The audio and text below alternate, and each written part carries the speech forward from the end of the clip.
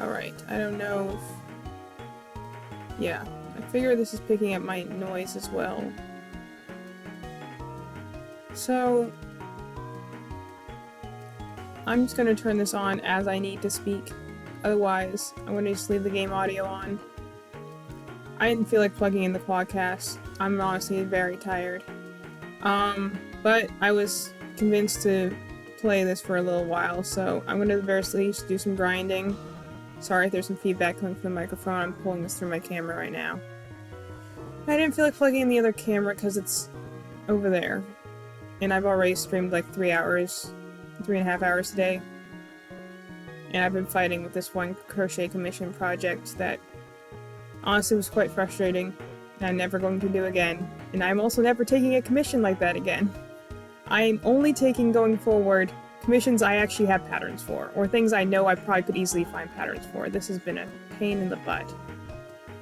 Unless it's a well-known, popularized character, I'm not taking any commissions like that. Not without a serious upcharge. It's just not worth it. So, ye who begged me on Discord, I'm here. I'm gonna grind for a little while. Probably turn my mic off unless I explicitly need to talk.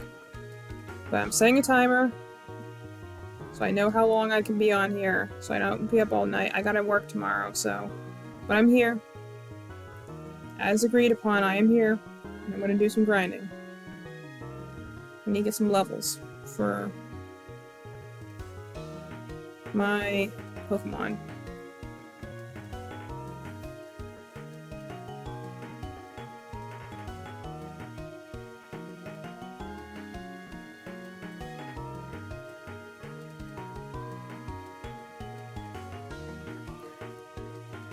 Anyway.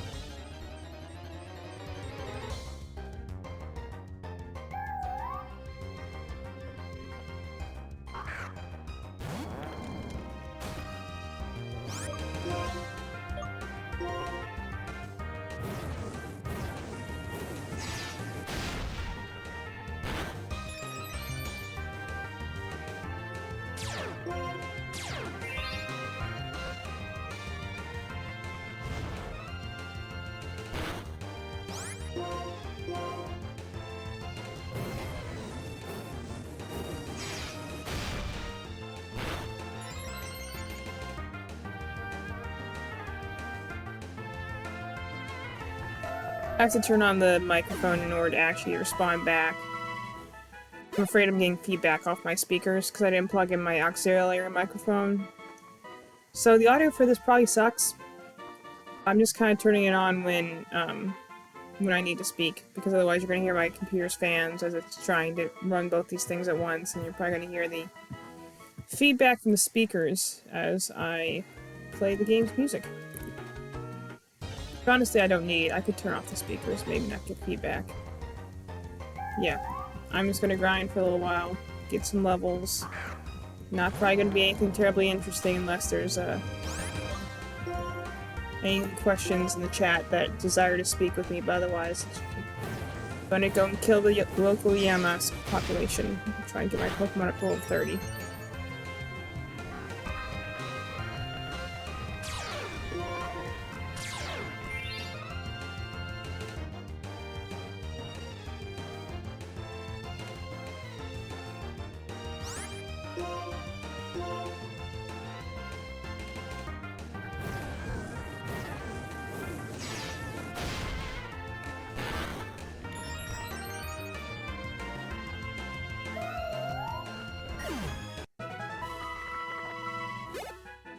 Fingers are sore too. My skin's dry.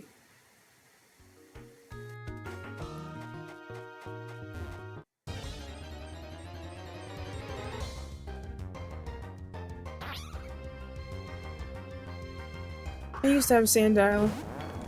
It died last spring.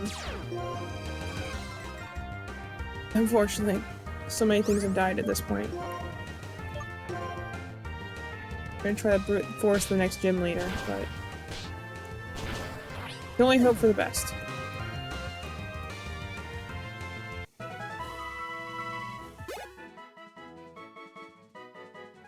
Again, I don't know if there's any microphone feedback or if the audio sounds poor. I won't know unless people tell me, because I'm not a professional streamer. I don't have, like, headphones that tell me what my audio levels sound like at any given time.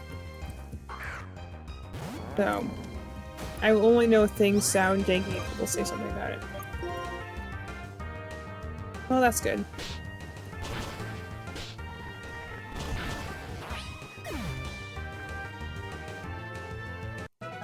So the 4 Pokemon I have right now are, what I have left.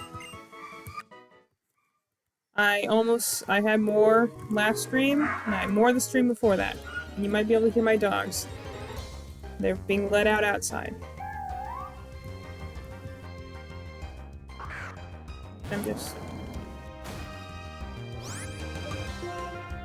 This has been a, real fight in this Nuzlocke. I just have many, many deaths.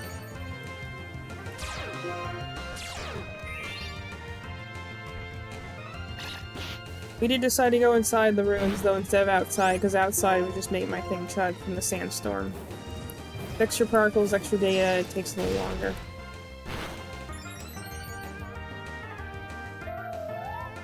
You know, back when I used to have more of a schedule, like, you know, back in October when my life was a little bit more organized and I was trying to, like, do better for myself before everything kind of got really weird. I had, like, it's scheduled on the calendar to, like, play, you know, video games, like, 3 times a week, like, an hour at a time, or so. Try new games to try and get through my backlog, and work my way through, like, more of the games I have. I have the timer on here that I have going right now, that's for, when I have, for, like, 1 hour. Of course, it's only 2 times. Any other all-hit move will hit me, and it'll hit 5 times. But I need to hit more than 2 times. I'll hit 2 times. Whatever.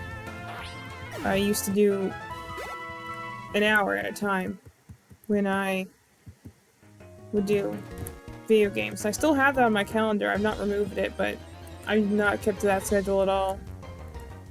That's why I started crochet streaming, because I just could not seem to find time to play video games. Even now, I'm still kind of just bouncing between different experiences.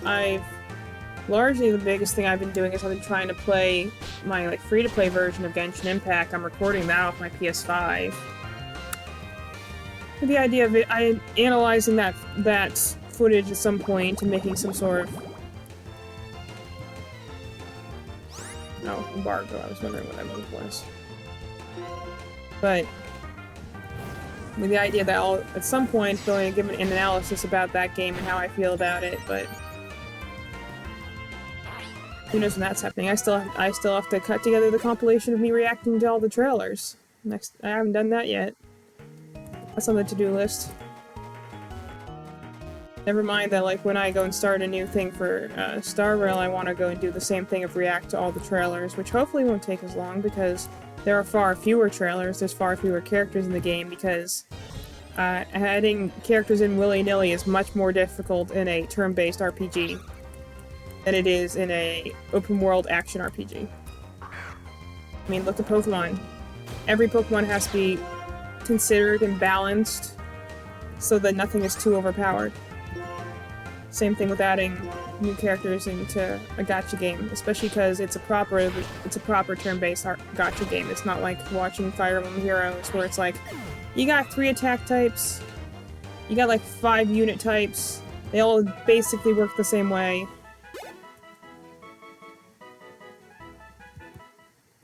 It's too bad, they're giving out a lot of free stuff right now.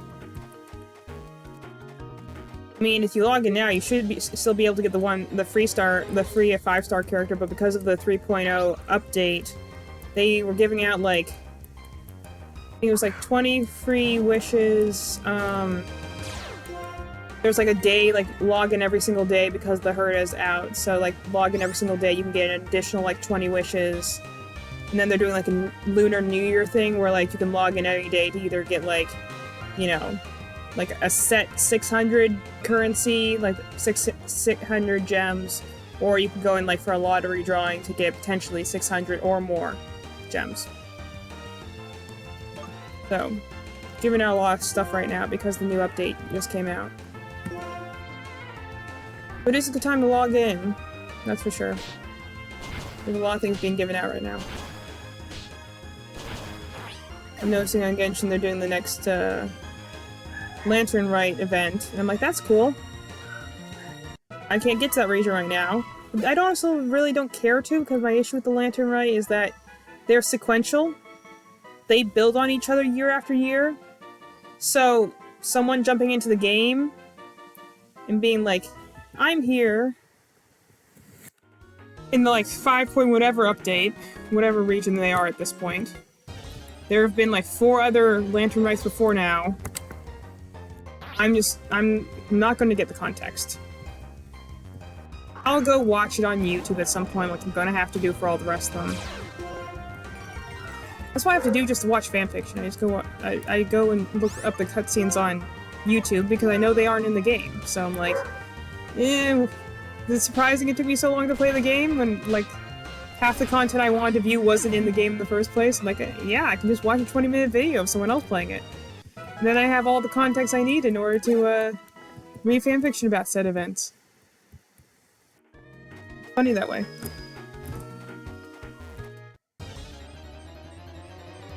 I was trying to play it though. I am trying to push forward in it. It's just the biggest thing I'm noticing as I was replaying stuff I was playing in Mondstadt today. I was doing the next leg of the Arkham quest. And I'm just like, this region really needs an update.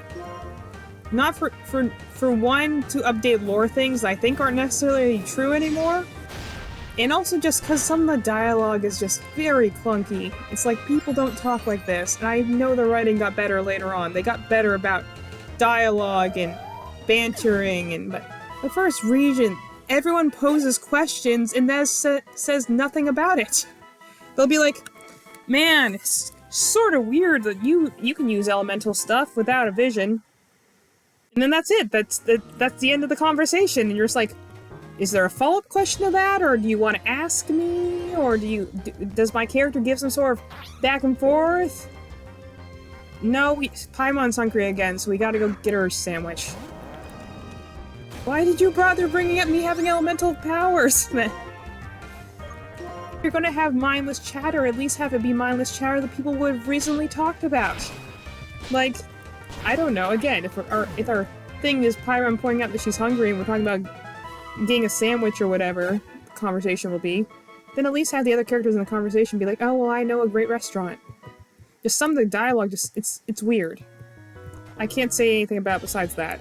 I'm also someone who really pays attention to dialogue because I love writing it myself and stories, but it's just weird. It feels clunky. It's like, it's almost like they're playing very cagey with it because it is the first region and they don't want to reveal too many things too early on, but on the other hand, they're also incredibly obvious about other things that you're like, I don't know if you guys think the twist is bigger than it is, but it's not.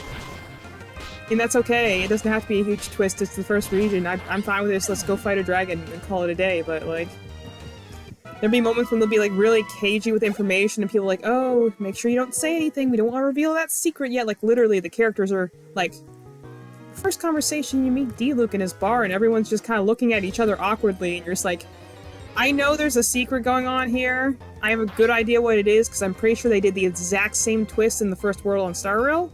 So I'm pretty sure I know what the twist is, what that has to do with that. I'm like, it's weird when people are just standing around awkwardly being like, well, we're not going to say anything because we don't want to, all of us have secrets and none of us want to reveal them, so we're all going to kind of stumble and talk over each other. And at the end of the day, we come to the conclusion of, I guess we're going out hunting the, Fatui people. Which I, again, don't really understand, because I think it's supposed to show there's tension between the different regions, but I'm like, I don't know, I think you have a right not to trust the people who all walk around in dark, scary coats and masks. I think that's fair. Just very different from, like, when I'm playing in, again, the only thing I can compare this to is Star Rail. If I played like Wuthering Waves or like Zenless Zone Zero, I would compare those two probably, but these are the only two Hoyo verses I can compare.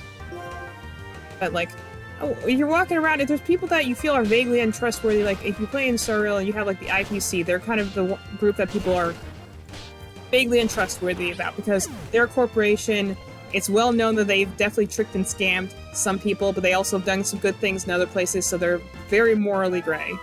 Because they're a business. But, you know, like, it's not like the people come in, like, the peons come on, and, like, the basic grunts come in with the very Team Rocket vibe energy of, like, you know, they're just employees that are here to get a bonus, and they don't care if they have to cut you down in order to get that bonus. But then when you get, like, to, you know, when you actually talk to them in stories, when they're not just the nameless grunts that you have to kill, in the stories, when they're talking, they're like, no, they aren't, like, you know, suspiciously evil or anything like that. They're just like, there's some things that they do that you're definitely a little wary of, but I'm just kind of like, at least you're not walking in looking like, you know. It's fine. I talk every time I do a session of Genshin Impact. I go and have a verbal journal I take, where I speak my thoughts, and I spoke for 45 minutes after playing an hour. And by the way, that was only an hour worth of dialogue, which is fine. I actually prefer it that way, but... And it was that weird stealth section you gotta do in the church. Which I'm like, this is a weird game to try and do a stealth section in, because... the camera's not really built for that. But, because it's an open world game, so the camera is kind of over the shoulder, and it moves 360 degrees, but it always wants to be pointing in the direction your character is looking. So... sometimes I'm trying to move the camera so I can see around bookcase and the camera just jerks back and I'm just like, well, that's not very useful. I don't remember which way I have to do in order to get to the nurse. But it's pretty much just all dialogue, so I was kind of like, all I had to talk about when I was talking my journal today was just the story beats. And I'm like, I'm intrigued, but I'm also a little wary because I'm like, there's a lot of random mysteries and people not saying things, and like, you know, again, dialogue that's just a little strangely off-putting just because I'm like, I don't think actual people talk like that. You know, it feels like essentially they're like, okay, we have to set up every one of these plot threads. And you're like, that's not necessarily a bad thing, but also like... you sound like you're setting up a lot of, like, potential punchlines, and I'm hoping you're going to be able to pull through on all of them, and it isn't just going to be like, oh, we're going to set up all these potential mysteries, we're only going to answer one of them, though. And I'll be like... it's almost like, again, when you have, like, a nameless, like, potentially amnesiac hero, it's probably less obvious when people stop asking you weird questions about them, and you just be like, okay, they're a person of mystery, and we shall learn more about them later. Or, I don't know, maybe my companion asked me so many questions, but the fact that, like, so many other characters are like, you're strange, where are you from? What is your deal, traveler? Yet, at the same time, we're also going to trust you with incredibly delicate information, even though we don't know who you are, even if that's your real name, where you are, we don't even know how you're able to use, like, elemental powers, which are, like, extremely important in this world. And, like, you know, there's so many questions about you, but we're also going to trust you with, like, very sensitive information, and I'm like... typically, I ignore that, because RPG's got RPG, and the Lost Hero has to go be the Lost Hero, but... again, when people just randomly bring it up in questions, but there's no dialogue between the, them and the traveler, it's just kind of like... I'm like, does everyone just come out and monologue their thoughts and then move along? It's just, the dialogue's a little strange. That's what I'm saying, like, I think it's an area that, like, just needs an update. Not even... like, I've actually come to enjoy the region more as I've played with it more.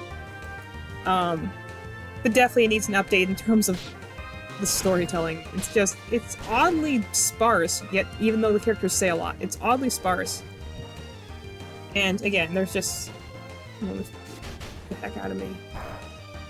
I mentioned this when I was doing a thing, like, on one hand she knows, like, all about politics, about the tension between the different nations, of the gods that exist in every realm. But also, on the other hand, she doesn't know what the word degradation means. She has to sound it out because it's a big word, and I'm like, so you can know about intercontinental politics, and you know about all the rumors and legends about the gods and the Fatui and all the other people, but you also don't know the word degradation.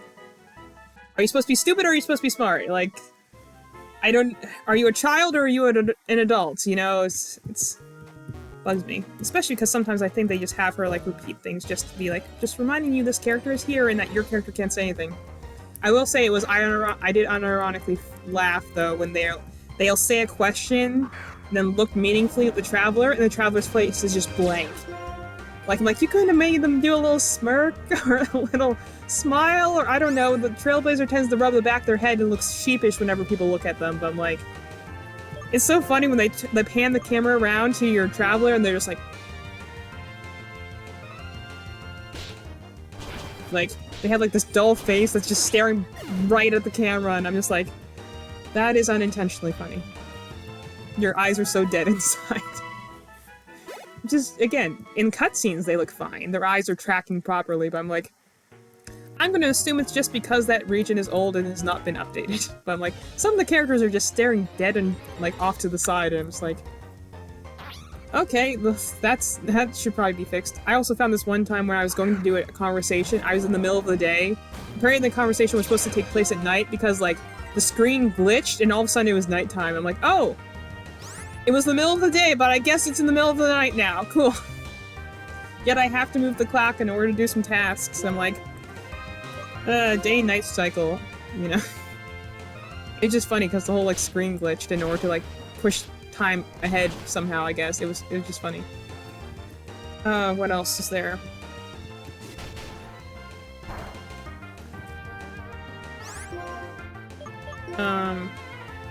Again, I do like the region idea. I do like, again, I'm listening to Venti being like, man, you sound like you should be in a Sonic game. I do think that has interesting characterization. Again, the thing is just, it'll be like, does it pay off or not? Because it does seem like, again, the Bard archetype is a really good one to use, because you can play a Bard the same way you can play a Jester or a Fool. They are the one person that knows what is truly going on in the story, but because they're silly and they tell jokes, people don't take them seriously. That's what the Fool character or the Jester character was always supposed to be used in Shakespeare. Whenever there was a Jester or a Fool, or like a sprite, or something like that in any one of Shakespeare's work, you always paid attention to that character, because that's the character who's going to tell you the twist, they're going to tell you what's really going on, so that the audience has dramatic irony. They know what's going to happen, but the character doesn't. The reason for those type of characters, you can use bards a very similar way. They're characters that can go and joke and be funny and stuff like that, but they truly know what's going on. They're usually the people that have way more understanding of the situation than anyone else.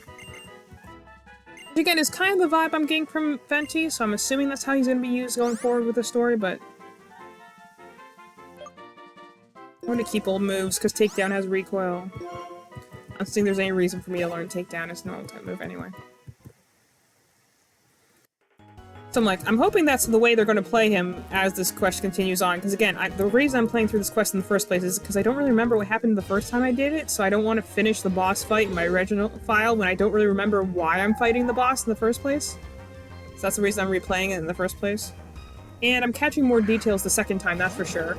Which again is good and bad, because on one hand it's like, oh, this is... I didn't realize that before, but on the other hand, there are a lot of things I'm like, oh, I didn't realize that before. That's why I was so confused why I was doing things. Like, there's a lot of blink if you miss it sort of, details. I like how he is so far. He definitely gives the vibe of someone who's wise. And who is, again, much more than what they initially appear. I just don't know why people keep bringing up that he's young. I'm like, how young is he supposed to be? He looks to be the same age as the Traveler. At the very least, they're the same height. So I'm kind of like, everyone's like, what a sweet child. I'm like, how young is... I'm bad at guessing ages, to be fair. There's definitely a kid that, like, I was looking at Star World, I was like, okay, this kid has to be, like, you know, like, 12 to 14, and everyone's like, there was, like, this 9-year-old kid walking around, like, 9? He does not look 9, or maybe he does, and I'm just don't notice, but I'm like, 9 years old? So that's why I'm kind of like looking at Venti and be like, how young do people think he is? Like, I think 16 is fair. Like, Or even 18, to be honest. What are we learning?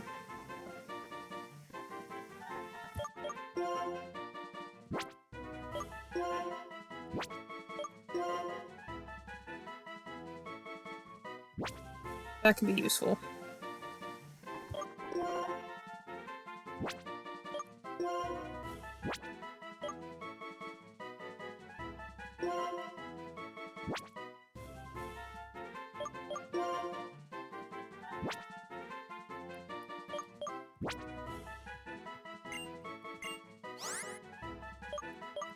What's the accuracy on Almond's Win in this generation? May raise all user stats.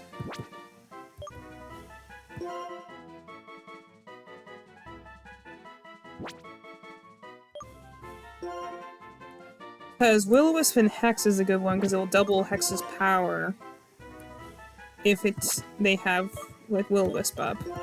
Haze is useful just because then like that can keep me from getting issues with like, you know, Pokemon like getting a lot of buffs. Like, you know, the biggest one that I run into like is like Pokemon using Workup. And then sweeping my team.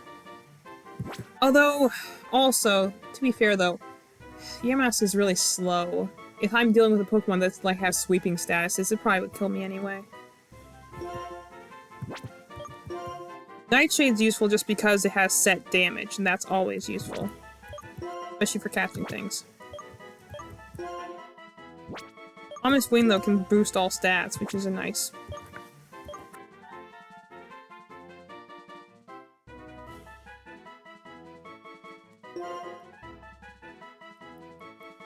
I don't know.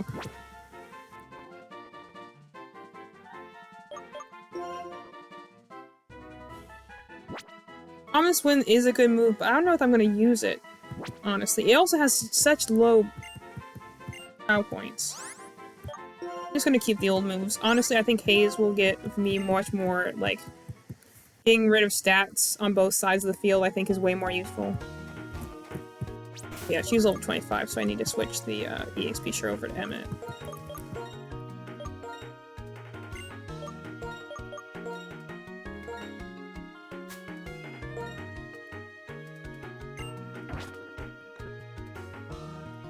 Anyway, but let's see, where was I? I do like, again, I like the way Venti's being used so far. There's a nice air of mystery about him. And again, I like the way his stories are told. I like that, like, they're like songs, they're riddles.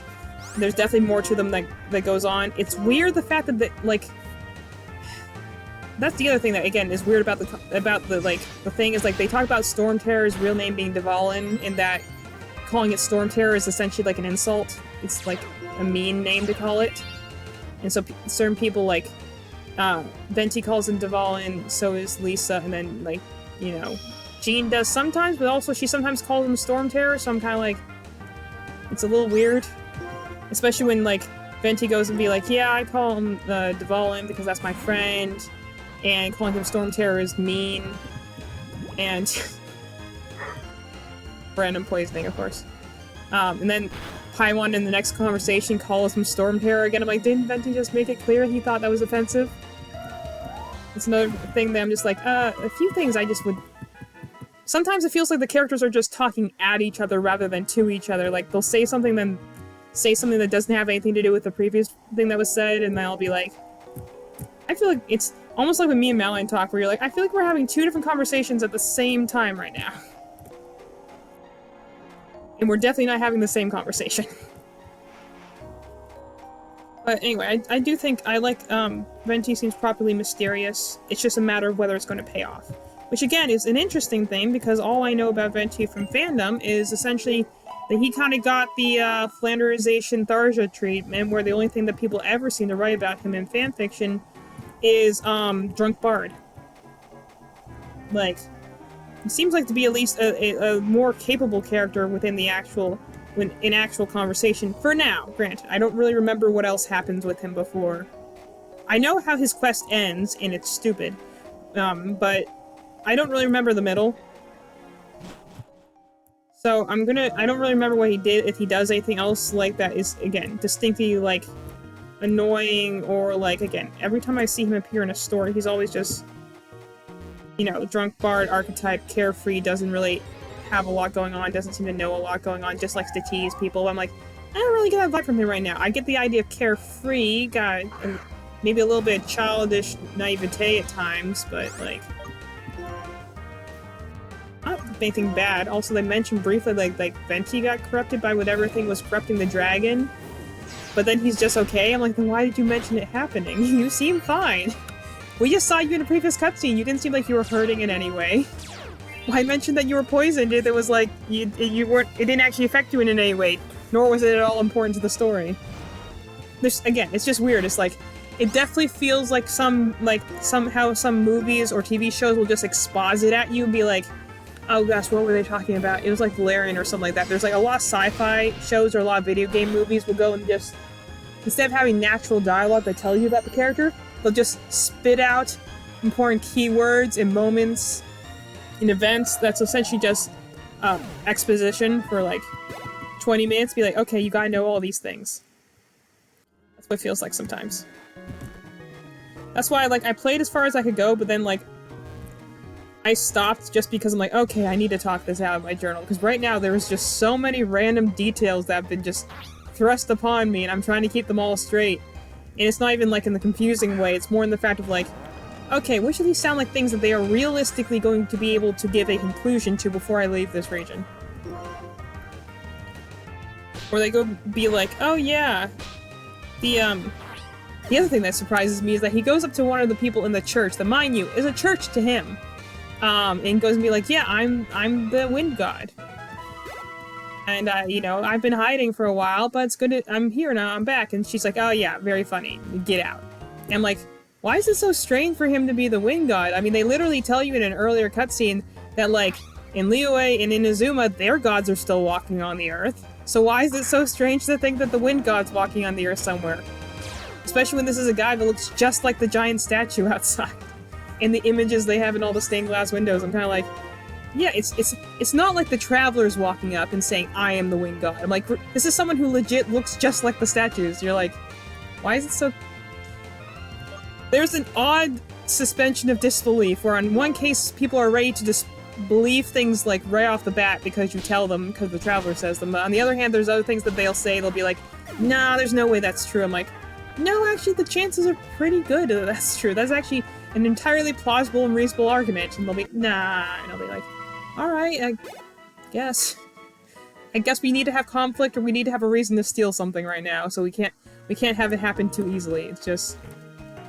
it feels just weird. I can't say anything about it besides like going line by line and being like, the dialogue just feels very expository. It's literally, we're saying things to be aware that the player knows them, not because it sounds natural for people to talk this way. Or like, we have to have people give us a hard time because we have to. And it would be too easy for them to just give us the item we're looking for because we need to have a stealth section, even though we don't even get the item in the first place. Like, they're just weird motivation to things. It feels like everything's... This is the thing I do remember from playing through the first time. It just feels oddly disconnected. And originally I thought that was because it was an open world. And like, you had to jump around places, but now going through it a second time, I realized it actually has nothing at all to do with the open world. The open world actually is fine. I've actually been enjoying that quite a lot. I sometimes even just walk to areas because I like the music and I like the scenery. But like, it's not the open world that made things feel disconnected, it's the dialogue. Which is a way easier fix. I was originally going to be like, yeah, Monster needs to be updated because the region's actually very empty. I'm like, actually, now going through it a little bit more, I'll walk back. I can admit when I'm wrong. I'll walk that statement back. The world is actually, more detailed than I remember it being. It has more... Do I wish there were more, like, characters in the open world? Yes. For as many characters that supposedly are in Mondstadt that are just... disappear. They appear when the cutscene needs them to, and then they just disappear, like we're doing this whole quest thing, and just Kai disappeared off the face of the earth for whatever reason, even though he was in the office before, and you're like, oh, okay, I guess this character's not necessary to the story anymore, because he just disappears. I think Lisa talks one time, then she disappears, and you're like, oh, alright, cool, whatever. But like, the open world itself, and exploring it, I think, works fine. There's enough fixtures, there's some interesting topography. And also, as I've explored the map more, I kind of come to appreciate, like, the, you know, the actual landscape with the high cliffs and stuff like that. That actually is pretty smart for a wind region. That's how you get a lot of wind currents, is, cliffs and stuff like that, being up against the water, you know? I will have to say, the reason I felt everything was so disjointed the first time I played was definitely because of the dialogue. It just sounds disconnected. What's up? You don't have your lights on. No, and I didn't even plug my microphone in. I was just so not with it. Well, you can plug your microphone in now. Well, I had to get up. No, what's up? There you go. Microphone. That's what I'm here for. I'm your stream manager. And also, I didn't spend all this time.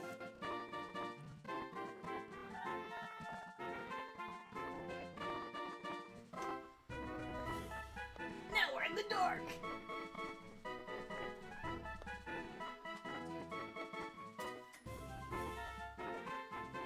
Oh, so scenic. This one did fall down.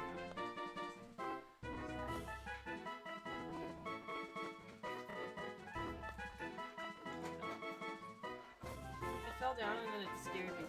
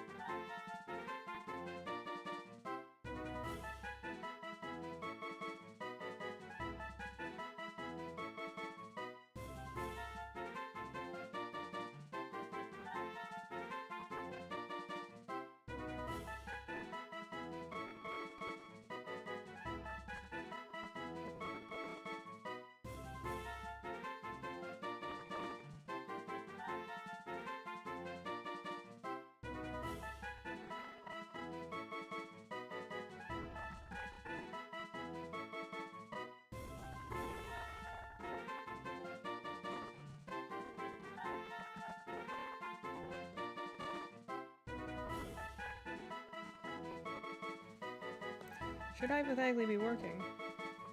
What is mic /aux? Is that what you do? And just keep doing what you're doing, no? I just don't know if that was what was going off before. I just don't know if it's going still through my laptop mic or not. Oh. Short stream. Yeah. So just let it keep going through your microphone.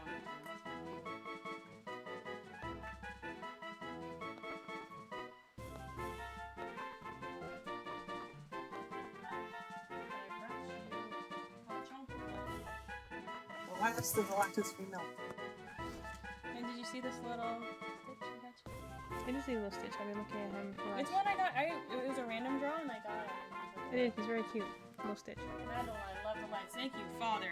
Period. Love the comments. Period. You like them? I taped them to the wall. I got a lot of family on. I had my Grandma Virginia on here earlier when I was crocheting. Except the ones that were right here fell down. I was crocheting earlier in the day. So I have to fix them. I'm gonna go make more hot chocolate. Yeah, I just let the dogs out and I left Mom by herself, so you go back. I think maybe you can't stay on. Well, yeah, you can go sleep because you're working. I think I might. I'll put you on my phone. Don't be so mean to me. Maybe I won't curse you. Just stop by to say hello. I appreciate the hello. Appreciate it, dog.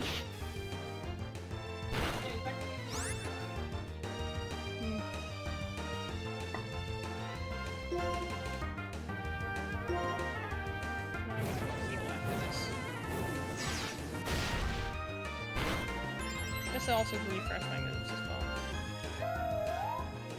I think the microphone's working, hopefully. But we're gonna... Again, the goal right now is to get Hamilton to level 30. And then to get Elise and Emmett up to whatever level they can get to. Nice to get Emmett up to a nice level because, again, he might be the best thing we can have against Elisa's and Molga. Which, again, have the issue of being the electric flying types, so it means they're immune to ground moves, so it would be nice to have a rock move. That was what Gru or Sandile was supposed to have, was to be a ground type with a rock move, so immune to electric, but able to hit with a rock type move. Or even hit with something like Smackdown. But, yeah, Gru died. She got hit by a critical hit air cutter from N. Sigalith. Which was very frustrating. So we're not going to think about that. So right now I'm just going to train everyone up as much as I can. And hopefully go in with, again, I have no type effectiveness here. In fact, I actually have a lot of type weakness to electric right now on my team. So I'm just going to level them up as much as feasibly possible. And then we're just going to go in and hope that we can just brute force the thing. Because, yeah, going with two, you know, I got two flying types which are weak to electric, and then I have Hamilton, which is a fighting type, which is weak to flying. Which is, again, what two of her Molga have. And I got Elise, who's, you know, fine, but she's not very strong. She's very slow, actually. So the best I can hope for is to set up some Will-O-Wisp or something, but it's not gonna be pretty. I do not imagine. Anyway, oh gosh. What was I talking about? Yeah. By the way, I hope anyone who's really like, if I hated Genshin Impact, I wouldn't talk about it this much. It's just more, it's kind of like the philosophy I've always said, like, if you truly enjoy something, then you should be able to find fault in it. Like, if you can't find fault in something, it means that you're probably looking at it with rose-colored glasses, aka you don't want to find any fault with it. And there are certain properties I feel that way about. Like the Persona 5 anime, or, you know, like, I don't know. There's certain things that, like, you just enjoy, but you know that they have it. Because even then, I know the Persona 5 anime has issues, but I still enjoy it.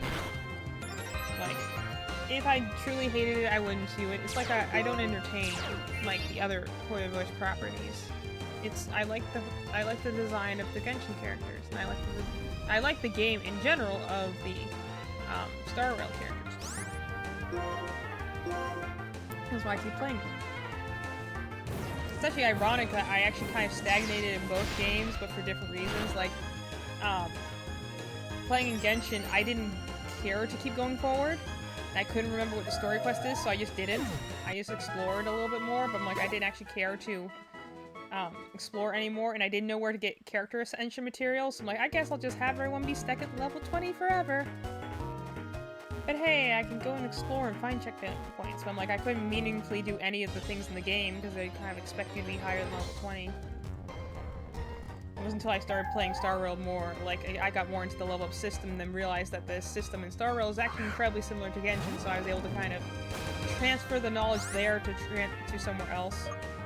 A lot of JRPGs tend to follow similar patterns, so I was able to kind of figure out, by knowing intimately how the Star Rail Ascension system worked, I was able to kind of figure out how it works in Genshin Impact. There are still things that on my second playthrough I'm learning for the first time. I just realized how you can actually process ingredients. I started this game over a year ago and I did not know where the heck you could process flour. I learned by accident the other day when I was playing through things and learning how to cook. Did not realize that at all, because no one tells you that. And there's like this other thing that was like a tutorial thing that they're like, oh yeah, go do this, and this is how you can ascend weapons. And I'm like, why didn't they tell me that earlier?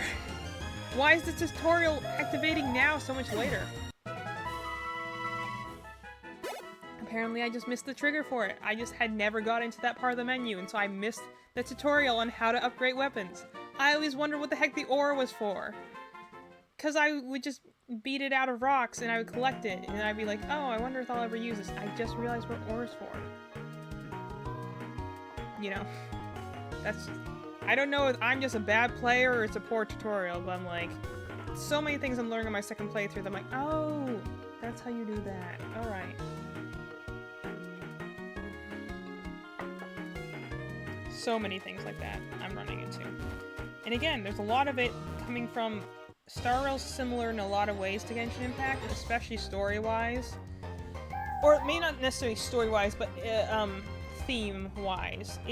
All its worlds follow similar patterns, just Star Rail does it admittedly better, just because it's a JRPG versus an open world. It's easier to tell a story in a confined space than it is to do it in a space that has to be variable. This is the reason I think Paldea is a far worse game for Pokemon, not just because it's a janky game, but because if you need to leave the openness of an open world to this cutscene can happen anywhere, so, or at any time with any character, as opposed to, oh, this cutscene will always happen with this character in this location when this thing happens. It's why, like, for instance, in Security Breach is a way more like watered down experience compared to Security Breach Ruin, which is no longer open world and now a linear path, but it means that they can do way more with the atmosphere and the horror.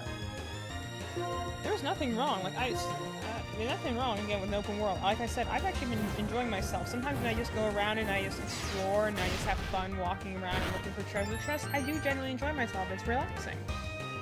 But then there's other moments where I'm just like, I guess I wouldn't be bothered if it didn't feel like the story is trying to set itself up to be something grand and magnificent. And then it just does, you know, a C+ even B work. I'm like, well, don't set me up to expect A+ then, you know?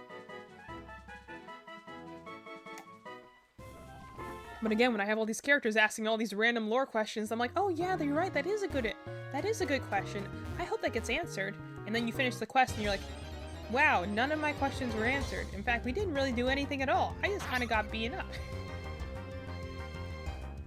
There's just, again, the dialogue's weird. It's like a lot of leading questions that never have a punchline. And it's not helped by the fact that this traveler does not speak at all.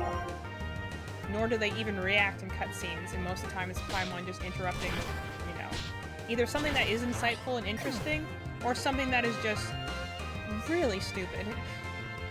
I wouldn't even care. Like, again, I've compared her to, like, you know, a similar character to her is March 7th in Star Rail. But I don't mind March 7th as much, mainly because she doesn't talk in every cutscene.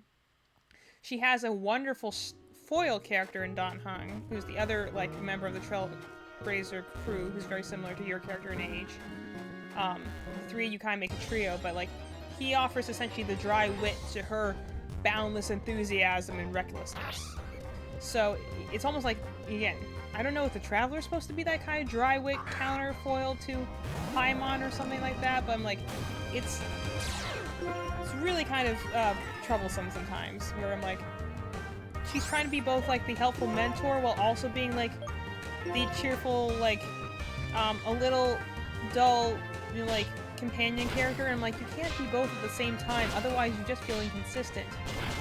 This is the problem you run into with things like Mary Sue's, is when they're trying to play literally every role, and you're like, no, you have strengths in some areas and weaknesses in other areas.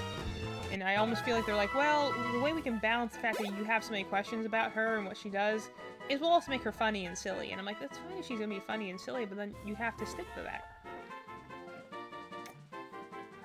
What I like that they do with March 7th and Star Rail is the fact that they go and her whole deal is that, like, she was, and this isn't spoiler, she tells you this as soon as you meet her, she was found in an iceberg, and she has no memories of her past before she became a Trailblazer. And so, everything is literally new to her. That's why she can be naive a lot of the time. Or just have, like, overly unrealistic standards for things. Like, she's read books about, like, fairy tales, and therefore she expects things to work that way. Or she'll be like, hey, when someone is kind to us, that must mean that they are genuinely kind to us, not, oh, they were planning to kill us. And then they try and kill us, and she's just like, come on. Like, she's optimistic, she's naive, and she's a little reckless and over-exuberant at times. you know, but that's not actually a bad thing. You get why she is that way, because she is experiencing a lot of things for the first time. She has no memory from before when she had a thing. So even though, and granted, it's not like she comes to you and she's amnesiac. That's the way the Trailblazer is, essentially. So you are coming along later in her story. So she's already been adventuring a bit before she met you. But, she's the second youngest member of the Express besides yourself. You are the newest member. She's the one who came before you. But, like, she has a very similar, you know, exuberant, sometimes a little annoying energy. But it's okay because she's not in every scene. And she never suddenly changes. That's the biggest thing I have to say that frustrates me about Paimon, is that, like, if she was just carefree and cheerful and just the buddy character, it probably wouldn't bother me as much. Talking in third person would. Talking in third person always bothers me. Even in Star Rail, when they have a character that talks in the third person, that bugs the heck out of me. Whenever I have a character like that, I'm just like, okay, I'm trying. I know I don't mash the A button in this game. I listen to the dialogue, but sometimes I might be like, okay, I already read it. Let me move it along a little faster. There are definitely a few characters that talk like that, and I'm like, nope. I don't like characters that talk in the third person. It's so annoying. There are definitely, like, some characters in, like, the second world, especially in Star Rail, where I'm just like, I don't care what you're talking about because you're annoying.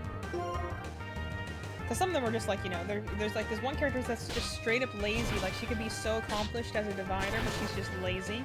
And she's a gambling addict. Which is funny, because again, they do like the whole gambler thing way better with another character in the next world, but like, you're like, wow, this character has no redeeming qualities. Yet people seem to like her for some reason. I'm just like, I don't know if I missed a quest with her or something, but I'm like, I'm looking at her being like, yeah, you're horrible. You are a horrible person. I don't know why people are just letting you get away with this sort of stuff. But again, the thing that bothers me about Paimon is that she goes between being the cheerful, like, you know, again, the excitable cheerleader to the traveler, to being like their wise, mysterious guide and mentor. And I'm like, okay, you can't be both. You have to choose a lane, because one of these, if not, one of these personas is a lie. It's not like, that's the thing I like, again, like March, for instance, is that she is cheerful and exuberant and a little reckless, a little annoying at times, but she never stops being that. She always is that. It isn't like, when we need someone to, which is kind of the reason Don Hung exists, is that he's the one who's very stoic and incredibly knowledgeable, for reasons.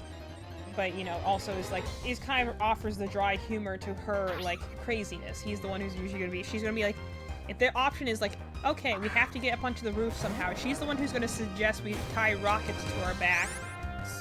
And he's the one who's gonna suggest the ladder, you know, like, they have very different ways of going about it, but it also makes sense, and then you as the Trailblazer can choose which way you're going to lean, even though there is a definitely, Trailblazer has their own personality based on how their dialogue is written. They clearly have a little bit of a reckless, rebellious air to them. So they do tend to lean a lot with Marsh's way of thinking, but they're also not above, like, teasing her a lot of the time, which is when you can choose, like, Don Hung's options for dialogue, and you can tease her about, like, things that, you know, she might have not thought ahead on. Or, like, you know, if we get arrested and, like, you know, the two of us run for it, and we leave him behind, and he's the one that gets arrested, so we have to break him out of jail later, and, you know, you get into shenanigans. This is why things like the 3-man band or the 5-man band are such a popular trope in writing. A large cast that have differing personalities, strengths, and weaknesses helps for more well-rounded dialogue. Which I think is the biggest issue Mondstadt's running into, is that its characters are not different enough, or at least not different enough on the onset, that when they're all talking, they all kind of sound like they're saying the same things. Instead of being like, okay, Venti's probably the most different from everyone else, but even then, like, all of them talk very similarly. Okay, let me beat this guy and that guy. I'm gonna feel Hamilton again. So, like, a differing in personalities would be helpful. And again, if Paimon was just the cute, slightly annoying companion all the time, that'd be fine, but, like, then there's other times when she's actually very knowledgeable, and, like, there'll be, like, I remember there's a moment where Jean asked, she's like, oh, do you know about the Fatui? And, you know, I, as a player and as the traveler, have no clue who the heck those are. But Paimon's like, oh yeah, I've heard about them. They're rather infamous. And then the conversation just stops because Gene's like, oh, well, if you already know about them, then I'm not going to tell you about them. I'm like, both as the traveler and as the player who's new to this game, I have no context for what they're talking about. So I feel like that's, again, it's one of those things that they're just, like, mentioning for the sake of mentioning and talking about later. But I'm like, I hate the fact that Paimon's like, oh yeah, we already know about that. I'm like, girl, you never told me anything. I was never informed about these people. They seem kind of important. Maybe you tell me about it, considering especially that we're going to go raid one of their bases, apparently. Like, I think that might be important information to share with your supposed best friend that you keep claiming I am. Yet you don't seem to share anything important to me except for when you want to go and get food. And also the fact that she's like, yeah, we're going to go get food, and you're going to pay for it. I'm like, so you're just a freeloader. What? This is why there's so many memes about her being used as emergency food, because it's like Omo Chow. Actually, Paimon is really Omo Chow in a lot of ways. Annoying, but there to tell you information. You're kind of like, can I get this lore done from someone else? That's the best thing I can make a comparison to, Malin, if you're watching, is Paimon's very much like Omo Chow, but imagine that just follows you around everywhere. I don't know if she gets better later on. Eliza told me she doesn't, which doesn't get my hopes up. Who knows?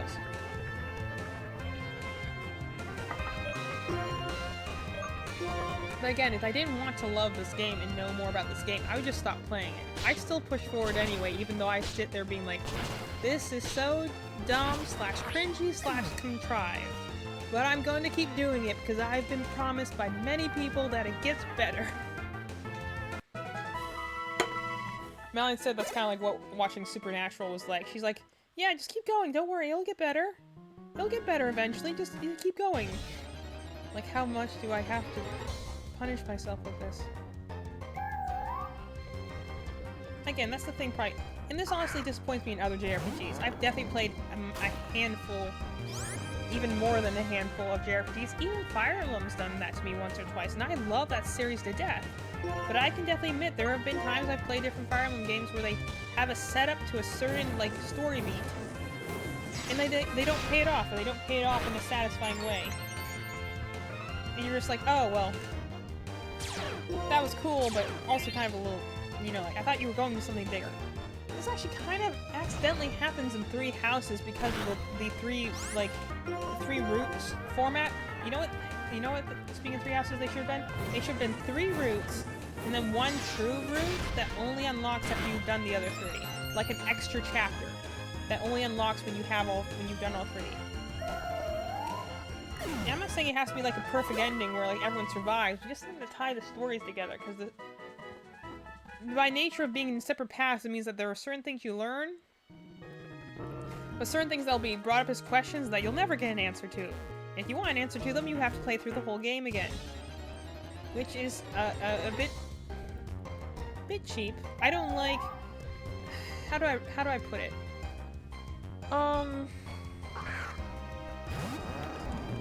I guess I don't like New Game Plus that kind of forces you to do it. Like, if you only want to play the game once, I should have a satisfying experience just by playing it once. And 3 Houses, by the way, I'm not saying it's not a satisfying experience. I love the game. Well, I love the characters, and the game is functional. It has some issues, which I definitely take issue with, but it is great character writing, and that honestly means that even if I have issues with the gameplay, and even if I have some issues with the story, the characters are so good that I'm willing to kind of overlook it. Nightshade is really just getting to me. Let me see if I can get Hamilton to at least look off and then heal up again.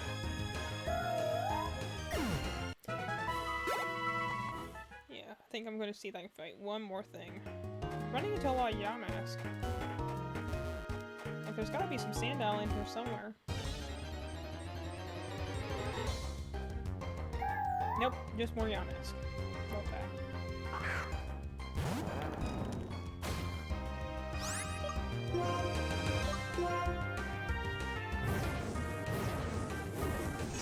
Also, like that we've gone now an hour, and I've leveled Hamilton up once.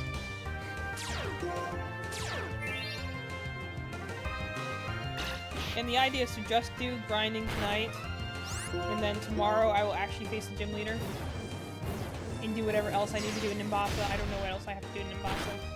I'm like, this is literally just gonna be grinding tonight. You know, once Hamilton hits level 30 is when we'll call it. However long that takes. Which hopefully shouldn't... I really hope does not take another hour to get up to level 30. But... Alright, head back and heal. But...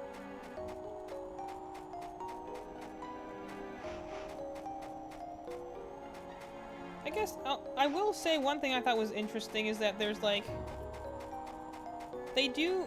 Again, this is something I should know as... Again, if I'm trying to play my free-to-play on Genshin as if I'm a new player, I can't technically count this, but I will say there was an interesting cutscene they have with Dvalin fighting some like bone dragon. And I'm like, that looks a lot like the dragon that's in that one thumbnail from Notland. Does that mean that's where that random dragon comes from? Is something to do with Notland? In which case, that's cool. On the other case, that's a little concerning that apparently this dragon that's been set up in the very beginning of the game isn't paid off until, like, the 6th region. That's a long time for some payoff. But again, I don't know if it's the same dragon. It looked the same. It looked... How many bone dragons can they realistically have in this game? Although, to be fair, Genshin also is a game that likes having dragons, or at least calling things dragons, and never explaining it. So... Also, the other thing is that they're like... The other thing I remember that they keep mentioning as like a plot point is that the Cryo God wants the Animo God's power, and I'm kind of just like, why? Why?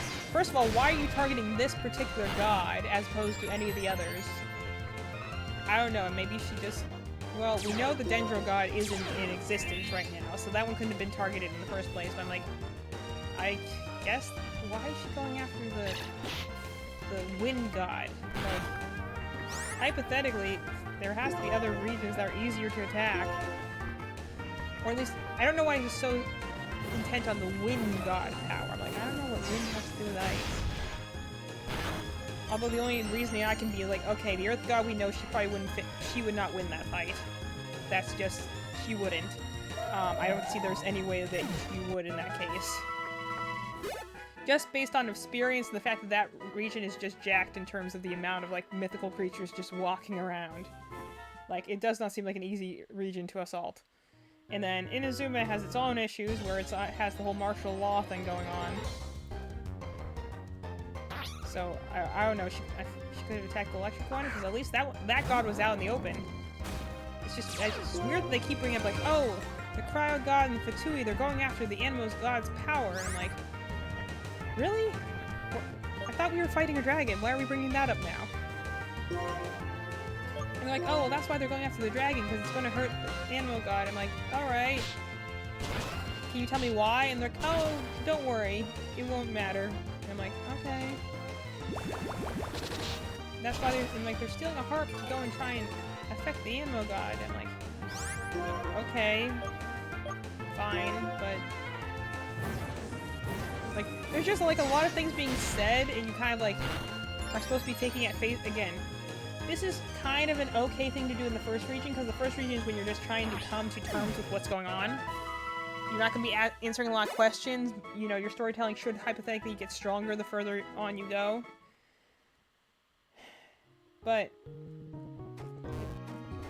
Unfortunately, I'm someone who's been stuck in this region for a very long time, so I'm at the stage where I'm just, like, questioning everything. Also, you know the real reason why I'm stuck in Mondstadt and... well, there's two reasons. One of them is the reason the reason I'm stuck in Genshin Impact, I'm stuck in Mondstadt. The first reason is still real, is I didn't beat the boss because I couldn't remember why I was fighting the boss, and I didn't want to have a big boss fight that was probably going to be, like, emotional and maybe have a cutscene, and I couldn't remember why I was fighting it in the first place. That's why I'm doing a gaming journal now, so if I ever forget what I was doing last, I can just listen to my last gaming journal entry and be reminded about what happened last. So I genuinely don't remember why we're fighting a dragon right now. Or what I was doing or anything like that, but...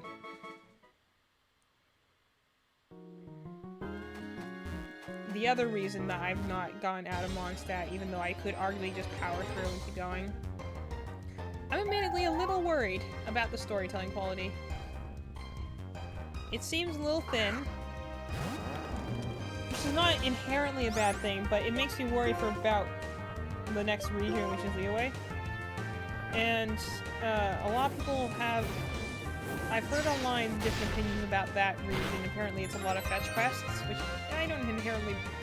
If there's one place to do a fetch quest, it's in an open world game, let's be honest. It's more annoying in a place that has random encounters, but I'm like, if you're in an open world game, honestly, fetch quests aren't that bad.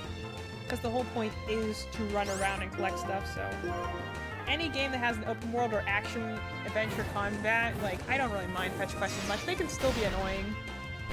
Same as escort missions, but I'm like, if it's in an open world, you're used to traveling around anyway and collecting items. You honestly probably even have enough to do it in the first place. So I'm like, that I don't mind much. I'm just a little concerned. Like, I know a lot about these characters from fanworks. Because again, at the time, I thought I was never going to play the game, and I didn't care to play the game, and when I learned out all their, like, character events were temporary, or at least the majority of them were temporary, I was like, okay, well, I'm clearly never going to catch up in this game, so I just won't play it. But now that I am playing it, I'm like, okay, I know a lot about the characters, I know a lot about how the story quests go. I'm just almost afraid to go into the game. Like I've said before, that my favorite character is Zhongli. I have a lot of stuff with him. Probably more than is normal for someone who had not touched the game when I bought said merch. I have a lot of keychains, I have a lot of little statuettes, I have a lot of figures, I have many posters. Like, just the character just is a, like, peak character design for me. And also it's the tired immortal trope and it's the dragon. Come on. It's like, that's hidden like everything I love in a character. And so, like, I like the character a lot. I know a lot about him from, again, fanworks, lore videos, that sort of thing. I'm just a little afraid for the dialogue to be like it is in Mondstadt, and for me to not like the character anymore because the actual writing in the region is paper thin. I am reasonably afraid of that. Like I said, when I brought up earlier about the idea of, like, sometimes, you know, if you're ignoring the faults in something, it's, you know, because you don't want to see them and you're afraid it's going to ruin your enjoyment of the thing. I did not push through to get into Liyue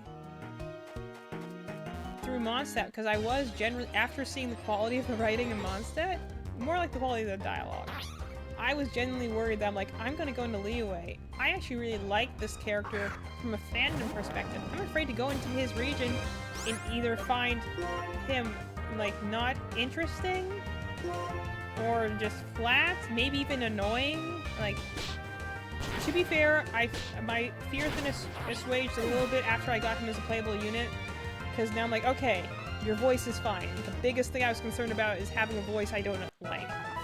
Because I've had that happen before, where I have a character who I like visually, I like story-wise, and then when I heard their voice for the first time, I'm like, oh no, you have an annoying voice. I wanted to like you, but your voice is grating on my nerves. I've had that happen with twice, actually, in Star Rail, where I'm like, you were such a cool character until I actually knew more about you, and now you're bad. So I was admittedly afraid to do that with in Genshin, to go into Liyue and be like, I was just apprehensive of this character, who again I will state is my favorite character. I was afraid to go in there and be like, I hope that whatever happens in your character quest, whatever voice lines you have, whatever character interactions you have, I hope it doesn't make me think less of you as a character, because that would be the ultimate indignity. If that happens, I might outright quit Genshin Impact entirely and just go to exploring the worlds. Like, just exploring the regions. And screw the quests, and I'll just watch them on cutscenes. If I go and see, like, dialogue/cutscenes that makes me not love Zhongli anymore, I will be very upset, and I will just probably stop playing the game. Or I might just play it mindlessly as, like, a open world experience, but, like, I was legitimately afraid of that after seeing some of the writing in Mondstadt, and knowing Liyue is still a very early region, so arguably its quality in writing could still be pretty bad. I was just, yeah. It's like going into an ending of a tragedy or a horror where you know how it's going to end and you're just kind of bracing yourself for it. Or like when you hit a particularly cringy ending at the end of like a rom-com and you're like, you knew it was coming. But because you knew it was coming, you were trying to brace yourself and it doesn't make it any better. You're just like, I will literally sometimes stop watching / reading things if I think it's going in a certain direction that I don't want to see. Because a poor ending will always trump a poor beginning. So, like, I was legitimately afraid of that. But, again, that's the reason I didn't play the game for a long time. The reason I actually started playing a game was because of, again, like I told you, like, Alhaitham, the characters in that region, even with Kadve, even with Sino and Minori and all like that. I started reading fics with them, and I really liked them, and then, more importantly, I saw cutscenes of them. I saw their dialogue, and I'm like, oh, this is actually well-written character banter. This is well-written dialogue. This is how you write a character in a certain intelligent, dramatic, stoic, different personalities bouncing off each other in conversation. That's the reason I started playing the game, honestly. Was because I had that hope from those cutscenes I saw online of those characters interacting in Sumeru. And I was like, oh, maybe the writing isn't that bad. Or maybe at the very least it gets better by the time you get to the 4th region. So that's the reason I started playing. So I'm like, I just don't know where that shift of they get better at writing dialogue happens. Because it could happen early on. It could be as early as once you're out of Mondstadt, the character dialogue gets less clunky. Or it could be that it's not until you get out of Inazuma that the character dialogue gets better. I don't know. It's a little scary.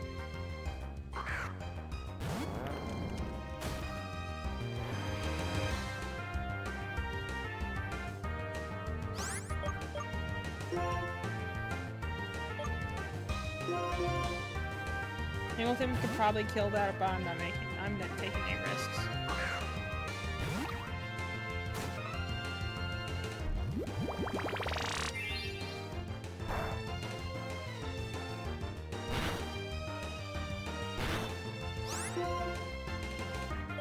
I could have had a Maractus if Aeolia hadn't critical hit it. Honestly, it's incredibly tempting just to catch this Maractus right now, because I always wanted to train a Maractus. It's tempting. Also because I'm so starved for Pokemon. It is very tempting to catch this one, but no, I have to hold to Nuzlocke rules.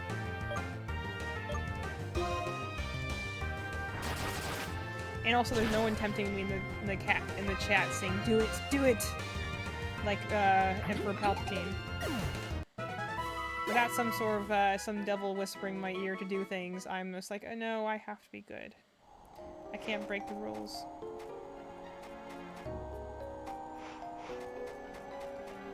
Because dang, I wanted to catch Maractus, but unfortunately, Aeolia critical hit it with her air cutter and it died. So I just didn't get an encounter for this area. The desert has, essentially with the exception of, like, finding the fossil, has kind of been a net loss for me.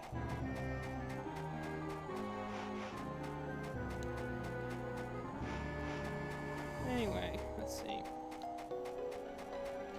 One thing that is unfortunate that I was kind of hoping,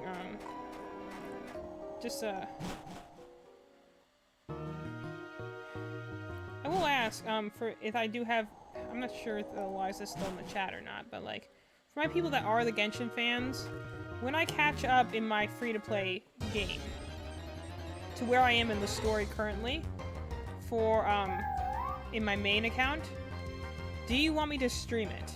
Would you like to see me stream the rest of, like, stream on me playing Genshin Impact through, like, you know, Liyue, Inazuma, so on and so forth? Would you guys want to see me do that? Because if so, I'm not opposed to the idea.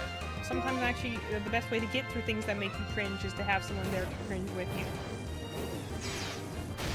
Or even if there's people who have like their own Genshin accounts and want to play in the world with me. I don't know how multiplayer really works in this game, but I also am a lonely person who like doesn't like playing online multiplayer things anyway because, you know, all I can do is feel very incompetent. I've had people come and be like, "Can I join your world?" And I'm like, I never say yes because I'm like, I had one poor experience where someone was like trying to chat with me and I didn't realize they were trying to chat with me because I'm on PS5, so I didn't know where the chat box was, and they were trying to ask me actually very considerate questions. They're like, "Oh, alright then," and they just left, like I was trying to blow them off or something. I'm like, no, I wasn't trying to blow you off, I didn't know what the chat box was, I'm playing on a controller, I'm not on a PC. Do you know how much harder it is to type messages with a controller? So, yeah, I never let anyone into my world after that because I'm just like, I was embarrassed. I'm like, I'm sorry, I'm playing this the least efficient way to do it. But I also don't have anything that can run that kind of memory.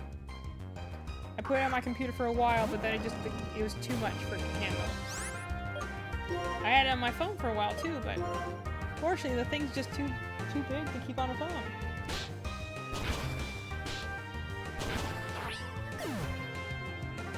I have to play on my PS5, which is not the ideal way to play it, but I make it work. The question is that, like, when I decide to do it, you know, would anyone be interested in seeing me play Genshin Impact on stream? And more importantly, would they rather me do it with my free-to-play account, which essentially is going to mean that I will put no money into that account. I only draw when I have the resources through either events or through just collecting things from playing the missions. Or I can also play with my paid account, which is the one that I have that has like Zhongli and Nuzlocke and I'll hate them on. So I can do that on stream, or I can also just play with that account off stream. But I'm curious if people would be interested. Obviously, I'm going to do a playthrough of Pokemon Star Rail. I've said this at length before. That's just because I want someone else to like experience this game with me. It's a great game. More importantly, the story's great, and the characters are good. In addition to the actual combat, I really much enjoy, and I think it's a lot easier to kind of absorb and take in and figure out because characters have classes. And I think character classes just make it a little easier to tell what each person's supposed to do.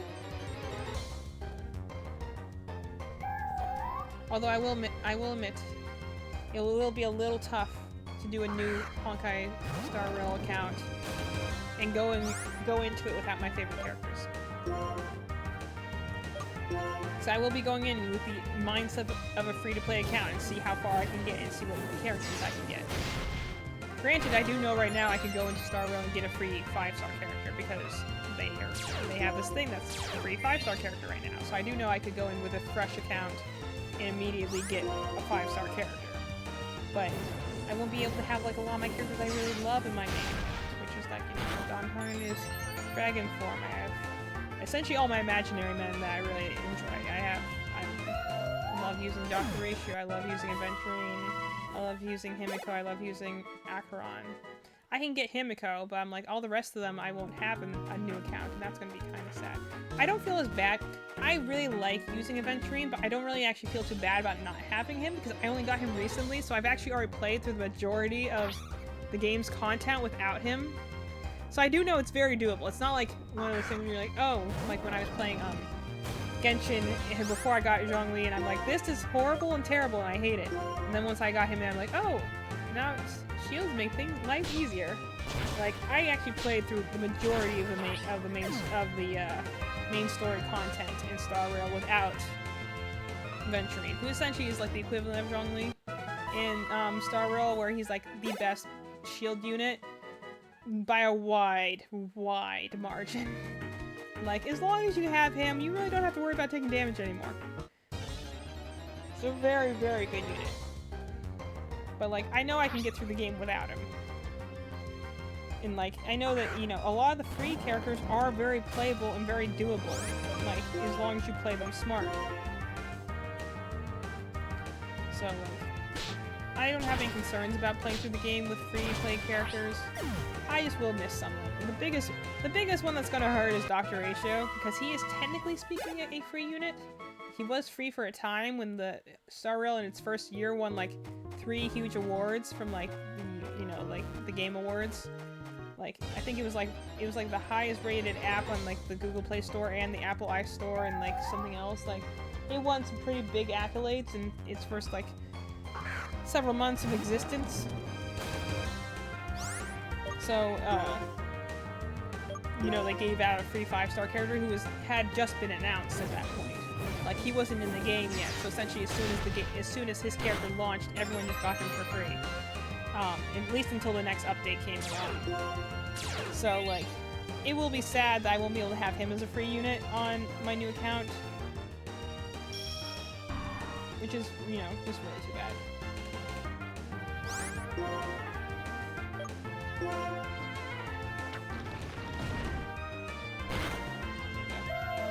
So I'll miss having him. He's also a character that hasn't been rerun since then, so... Which is interesting. I imagine it'll happen soon, but...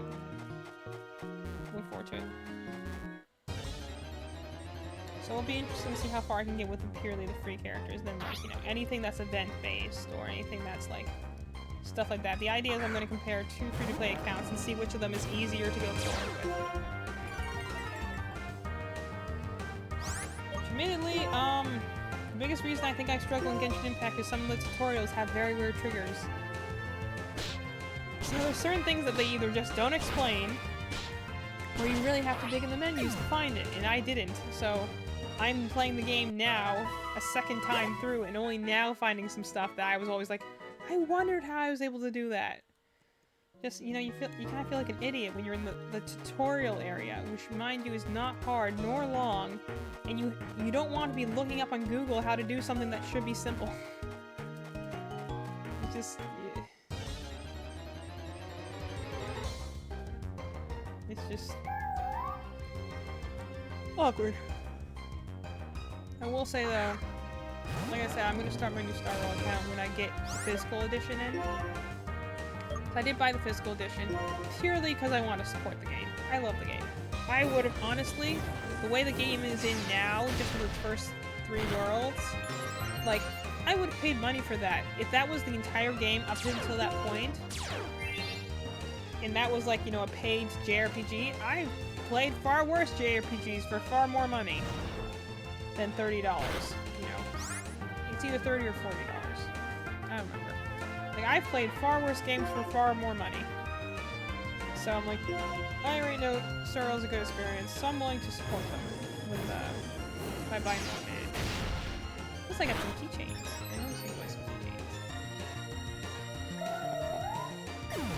I think I probably can do one more fight before I go and have to heal again. Assuming I don't run into another yamask. Or I can. I need to stop saying that. It just makes me run into more yamask.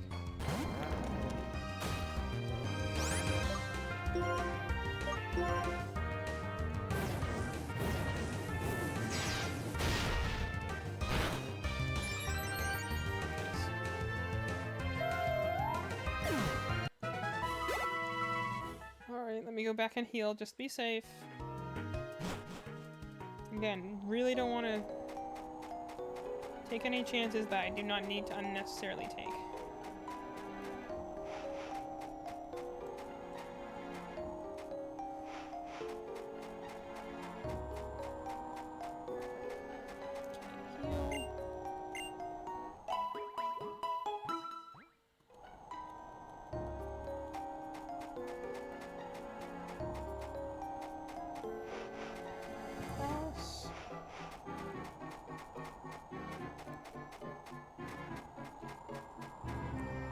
And back inside. It's almost level 30. Now we're gonna call it after that. That'll be enough. Well, that'll at least be all the training I'm gonna do for now. I might grind a little later, depending on what the levels are of the Pokemon I encounter in the Nimbasa gym, but... My goal was to get Hamilton and Haley to level 30, and then whatever extra experience I could get on Emmett in release was, you know, whatever I could get.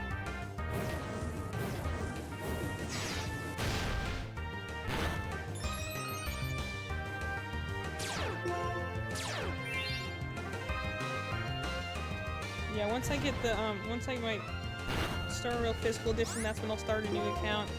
But before that, I do plan to do another trailer react video. Or live stream, actually, to be more exact. Which, again, will eventually become a video. But, I'm going to, again, do another thing of where I'm gonna... Again, I will break it up over more nights. The biggest mistake I think I made with Genshin Impact was that I tried to do it over 2 nights. Late at night. Like, right around New Year's when I was just, like, exhausted. And that was not the wisest choice. I didn't realize there... Again, 70 videos doesn't sound so big until you actually realize that each of those videos is, like, 2 to 3 minutes long, and that really adds up. I should have definitely done that over more nights than I did. Now, I don't think it would be as bad doing it for Star Rail, because most of their trailers are, again, on the more long side, because they're much more story-related trailers.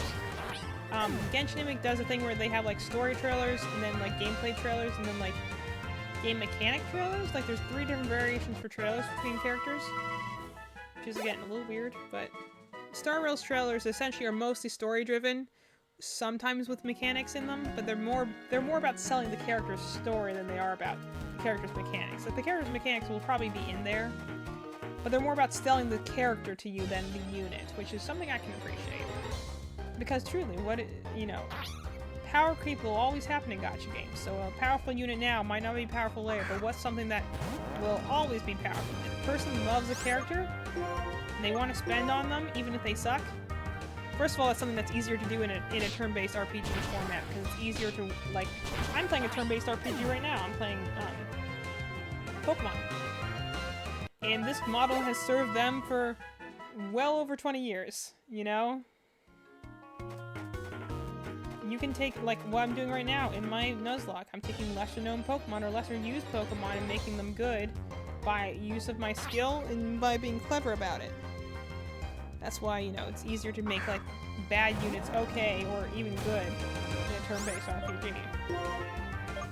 Which, so I like the fact that, like, Star Wars trailers are more about selling the character to you. Like, you want this character because you like the character.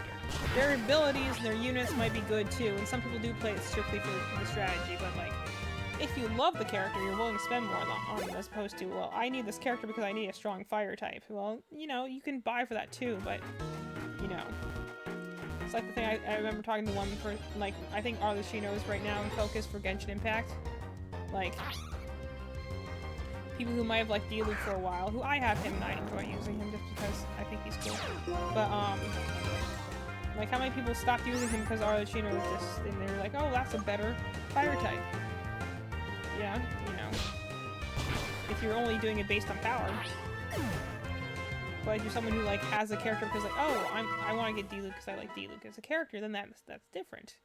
Although, again, you still run into the same problem of power creep, but such is the nature of gacha games that have been going for more than 2 years.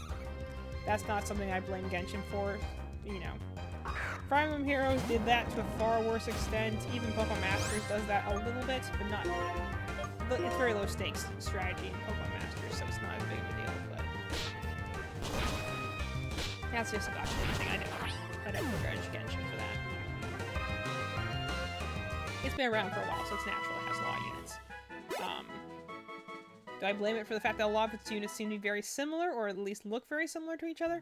Yeah, unit variety is a little bit more of an issue that I'm less willing to overlook, but, like, having a lot of different units that are of different power levels, that just comes with progress over time. So I would like to, like, react to all the Star Rail trailers. Also because some of them are really good. Like, I have a couple of them that I, like, just watched repeatedly just because I really like the animation styles. So I would love to try and rank those, too. It would be a very different way to ranking them as opposed to the way I ranked the Star Rail trailers. Also, Genshin trailers. Also because I was looking at a lot of Genshin trailers blind. At this point, I have not seen most... I've actually seen very few of the Star Rail trailers, but I do know who all the characters are. So I can kind of judge on it a little bit more. Well, in Genshin, I didn't know who, like, 90% of the characters were. Like, I knew them vaguely, but I didn't know a lot about them, so I was able to more blind react to it. So, and also I think that the judging criteria for Star Rail trailers will be different, because they are just more, they are essentially what Genshin trailers started looking like in like Fontaine, when they started to get a lot more crisp and clean and story-driven and more interesting animations. That's kind of where Star Rail started with its trailer, so it already started off a lot stronger. So the bar will be raised in terms of what will be in like an S rank. But I would really like to do that, just to have some like parallel symmetry with how I'm doing Genshin. I kind of just can't help but compare these two series because I think their differences are interesting to look at. And you know, why is it that one game I find so much more enjoyable than the other? You know?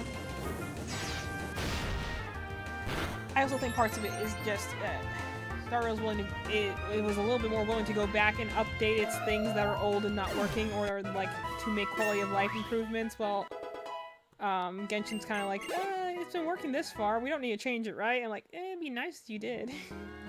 Because it doesn't work. They're like, no, we need to add the next region. I'm like, or maybe you could go back and update Mondstadt? And they're like, no, let's just get the next region. I'm like, alright. You're the boss. Alright. So let me heal up and head back to Nimbasa. Because these two are now level 30, and we will take on the gym tomorrow. Again, assuming I'm not too tired from, like, childcare and stuff. But I'll do a longer Nuzlocke stream tomorrow. This was really just for grinding. So, this was not meant to be a long stream. I was really just here to purely just be on, because essentially I was begged by two of my watchers.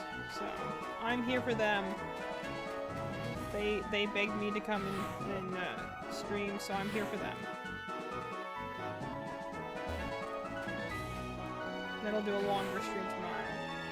And it might be longer just in the nature of like being 2 hours long.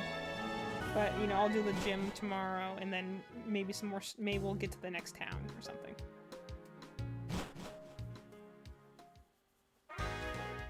But grinding was a good thing to do tonight, because I definitely need to level up some Pokemon. Then we got Hamilton and Celia with level 30, Lisa's level 25, Emma's level 27, and we'll keep the EXP share on him. I have the worst natures on every one of these Pokemon. Of all the natures he got, Bold is the worst. Minus attack plus defense. These two stats he does not need. He does not need defenses. He needs his attack stat. I couldn't even gotten a minus special attack stat. Like, sorry, bro. But we're gonna do the best we can. Everyone in this team's natures suck. We're gonna do our best. Still been in Bossa music.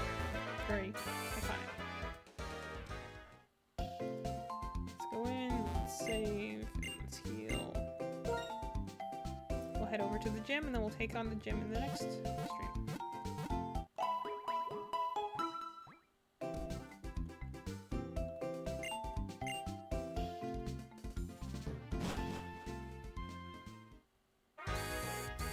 And we'll see who survives. As I go into this gym, which I have like a lot of weaknesses to. Let's see if I can handle it.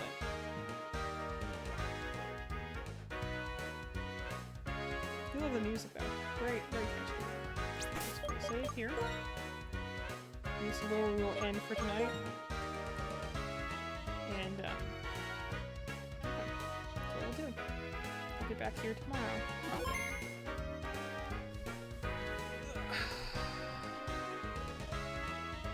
Anyway, so for those of you who popped in, name of the two in the chat, I did this for you. I'm here for you. I ranted about, again, mindlessly ranted about Genshin Impact and Star Rail. I hope people aren't getting sick of that, because I don't imagine that's going to stop anytime soon. That's my hyperfixation right now. That's my special interest right now. I'm just going to be really on it for a while, and then it'll die off for a little while, and there'll be a new update, and I'll be back on it. Because I stop playing Genshin Impact every so often when I get bored of it. I stopped playing Star Rail for, you know, periods of time because I don't have time to sit down and enjoy it like I want to. So I'll just walk away from it for a little while until I can really sit down and sink into the story. Because it is good and I want to enjoy it, so I don't want to like button mash through things. It's kind of funny. go through similar patterns in both games just for different reasons. Alright, so that's what we got for tonight. We did get Hamilton and Haley at level 30. We're still working on getting Elesa and Edmund a little stronger. We're about to go take the electric type gym on with 2 flying types and a fighting type. The ghost type. I don't foresee this going well. Hopefully we can just blitz the heck through them, but I'm very scared for this gym. But that's a problem for tomorrow me. Tonight me just is going to log off here, go brush your teeth, and go to bed.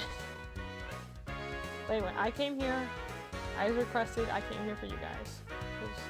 That's what I do it for. So for those who are listening, for those who are lurking, and those who are chatting, I appreciate all you guys. Thanks for showing up for this very short stream, and also those who may have showed up early for my crocheting stream. I appreciate all you guys, and I'm glad we were able to do this together. So I will see you all tomorrow.